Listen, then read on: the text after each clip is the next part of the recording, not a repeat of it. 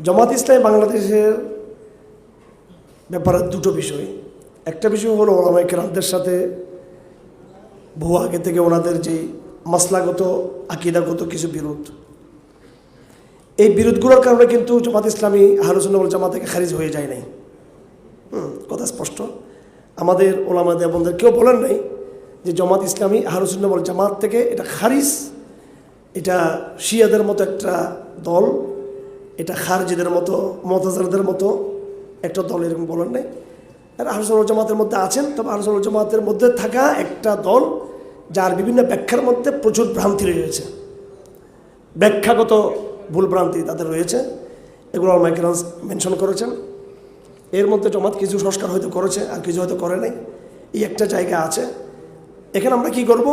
আমরা যেটা করব, যেই ওলামায়ে কেরাম জামাত ইসলামীর বিভিন্ন ভুল ভ্রান্তির কথা বলেছেন, বিভিন্ন ত্রুটির কথা বলেছেন এবং তাদের বিভিন্ন বিচ্যুতি তুলে ধরেছেন, সেই একই ওলামায়ে কেরাম কিন্তু পাকিস্তান রাষ্ট্র প্রতিষ্ঠা হওয়ার পরে তারা যে এই 22 দফা ঘোষণা করেছিলেন, 21 দফা 22 দফা ঘোষণা করেছিলেন নাকি 21 দফা ঘোষণা করেছিলেন, ঐতিহাসিক 21 দফা। সেই ঐতিহাসিক 21 দফা ছিল পাকিস্তানকে ইসলামী রাষ্ট্র বানানোর 21 দফা। ওই দফার মধ্যে কিন্তু ওনারা জামাত ইসলামী সহ সকল ইসলামী ধারার দলকে নিয়ে তারা কাজ করেছেন।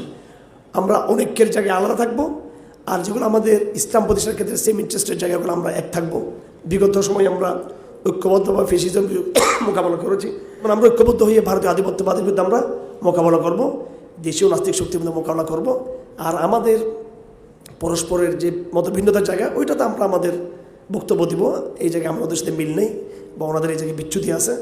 তো এক জায়গায় বিচ্যুতির কারণে, দুই জায়গায় বিচ্যুতির কারণে আরও বাকি 5-7 জায়গায় যেখানে ঐক্য আছে সেটাকে আমরা নষ্ট করবো কেন? এটা একটা কথা।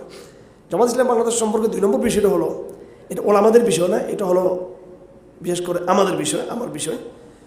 সেটা হলো যে গণতন্ত্রের রাজনীতির বিষয়টা নিয়ে ওনারা এতটা বেশি ওনারা উদ্গ্রীব, এতটা বেশি ওনারা এটা নিয়ে ব্যস্ত, অথচ এই সংগঠনের মূল যেই ঘোষণাপত্র, সংগঠনের যে ইতিহাস, মওলানা মওদুদী রহমতুল্লাহ আলাইহি তিনি যখন নাকি এটা প্রতিষ্ঠা করেন, এবং ইখওয়ানুল মুসলিমিন সেম, এটা জামাত বলি কথা না, এই জায়গার ইখওয়ানের রেখে সমস্যা।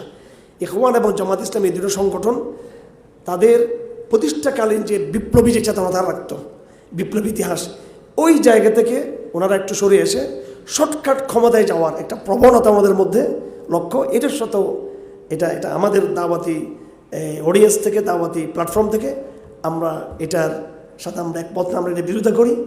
তবে বিরোধিতা এক জিনিস, বিদ্বেষ এক জিনিস।